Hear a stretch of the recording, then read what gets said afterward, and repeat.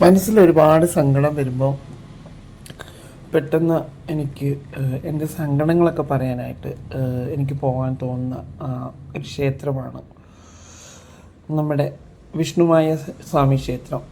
അപ്പം ഞാൻ അങ്ങോട്ട് പോവുകയാണ്. ഇന്നലെ രാത്രിയിൽ ഇങ്ങനെ കിടന്നപ്പോൾ ഒന്ന് പോകാമെന്ന് വിചാരിച്ചു. അങ്ങനെ നേരെ ഞങ്ങളെത്തിയത് ഇവിടെയാണ്. ഇതാണ് വിഷ്ണുമായ സ്വാമി ക്ഷേത്രത്തിൽ ആദ്യത്തെ ക്ഷേത്രം ഞാൻ വരുന്നത്. ഈ ക്ഷേത്രത്തിൽ വരാനൊരു കാരണം ഉണ്ടായിരുന്നു പറഞ്ഞു കഴിഞ്ഞാൽ, ഞാൻ മെട്രോയിൽ വർക്ക് ചെയ്യണമെന്ന് എല്ലാവർക്കും അറിയാം. ഞാൻ വർക്ക് ഇരിക്കുന്ന സമയത്ത് എനിക്ക് ജോലിയിൽ ഒരുപാട് തടസ്സങ്ങളെന്ന് പറഞ്ഞാൽ ജോലിക്ക് പോകാൻ പറ്റുന്നില്ല. ഓരോ പ്രശ്നങ്ങളാണ്. ആദ്യം എൻ്റെ കൈയൊടിഞ്ഞു, അത് കഴിഞ്ഞ് ഒരു ആക്സിഡൻ്റായിട്ട് കുറച്ച് നാൾ കിടന്നു. അത് കഴിഞ്ഞ് പിന്നെയും ഞാൻ പ്രോപ്പർ ചെക്കപ്പൊന്നും ചെയ്തില്ല, വേറെ പ്രശ്നങ്ങളൊന്നുമില്ല. പിന്നെയും കുറച്ച് നാൾ ജോലിക്ക് പോയപ്പോൾ ഷോൾഡറിന് ലിക്വിഡ്, ആ ഒരു ആക്സിഡൻറ്റിൽ ലിക്വിഡ് ലൂസായി താഴേക്ക് പോയി. അങ്ങനെ പിന്നെ കുറച്ച് നാൾ കിടന്നു. അങ്ങനെ ഒരുപാട് പ്രശ്നങ്ങൾ. അത് കഴിഞ്ഞ് എൻ്റെ കൈ ഒടിഞ്ഞു. അപ്പം മെട്രോയിൽ ജോലി ചെയ്യുന്ന എൻ്റെ ഒരു സുഹൃത്തൊരു ചേച്ചി പറഞ്ഞു, ഒരുപാട് പ്രശ്നങ്ങളാണല്ലോ കുഞ്ഞെ നമ്മൾ ആവണങ്ങാട്ട് കളരിയിൽ വിഷ്ണുമായ സ്വാമി ഒന്ന് പ്രാർത്ഥിക്കാമെന്ന് പറഞ്ഞു. അപ്പം എനിക്ക് ഇതൊക്കെ അറിയാമെങ്കിൽ എനിക്കിത് അറിയില്ല. കാരണം നമുക്ക് വിശ്വസിക്കുക എന്ന് പറഞ്ഞാൽ നമ്മൾ വിശ്വസിക്കണമെങ്കിൽ ഒരുപാട് ചിട്ടകളും കാര്യങ്ങളൊക്കെ ഉള്ളതുകൊണ്ട് ഒരു 3 മാസം പ്രാർത്ഥിക്കും, നീ നിൻ്റെ വിഷമങ്ങളും കഷ്ടങ്ങളും ഒക്കെ തീർത്ത് തരുവാണെങ്കിൽ സ്വാമിയുടെ തിരുനടയിലെത്തിയേക്കാമെന്നാണ്.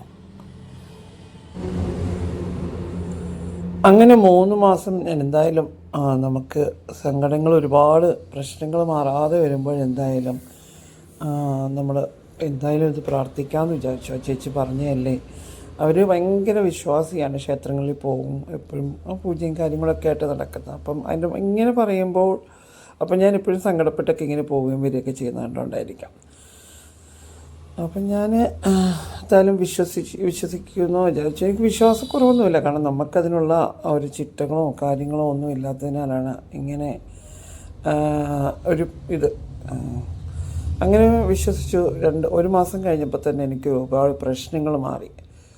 അന്ന് തൊട്ട് എൻ്റെ എല്ലാ പ്രശ്നങ്ങളും മാറി.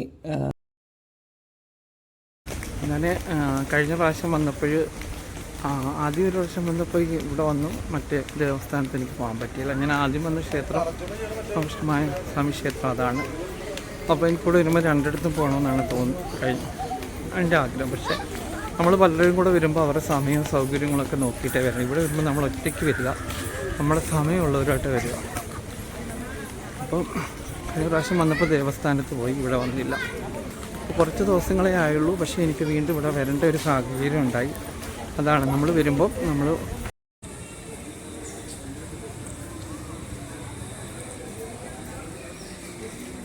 അങ്ങനെ ക്ഷേത്രത്തിൽ തൊഴുത് ഇറങ്ങി കറക്റ്റ് സമയത്താണ് എത്തിയത്. കാരണം വെച്ച് കഴിഞ്ഞാൽ വീട്ടിൽ നിന്ന് ഇറങ്ങിയത് തന്നെ 10:30-ക്കാണ് ഇറങ്ങിയത്. ഇവിടെ എത്തിയപ്പോൾ തന്നെ ദേവസ്ഥാനത്ത് എത്തിയപ്പോൾ തന്നെ 12 മണിയായിരുന്നു.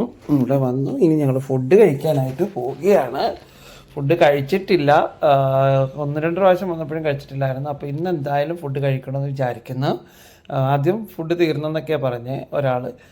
പിന്നെ ഒന്നുകൂടെ പോയി കൺഫേം ചെയ്തു. അപ്പോൾ ഫുഡ് ഉണ്ടെന്ന് പറഞ്ഞു.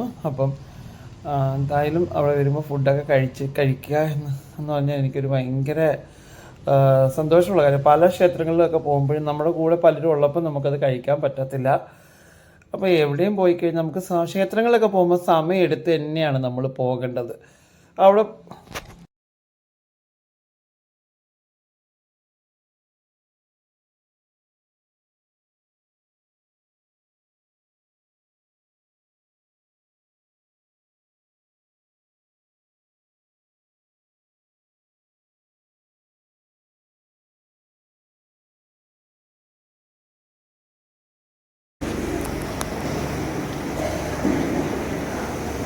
വീഡിയോ എടുക്കുന്നില്ല, കാരണം അവർക്ക് ഇഷ്ടപ്പെട്ടില്ല.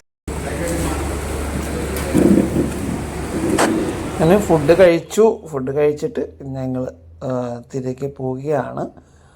അപ്പം എല്ലാവർക്കും വിഷ്ണുമായ കുട്ടിച്ചാത്തൻ്റെ എല്ലാ അനുഗ്രഹങ്ങളും ഉണ്ടാകട്ടെ എന്ന് പ്രാർത്ഥിക്കുന്നു.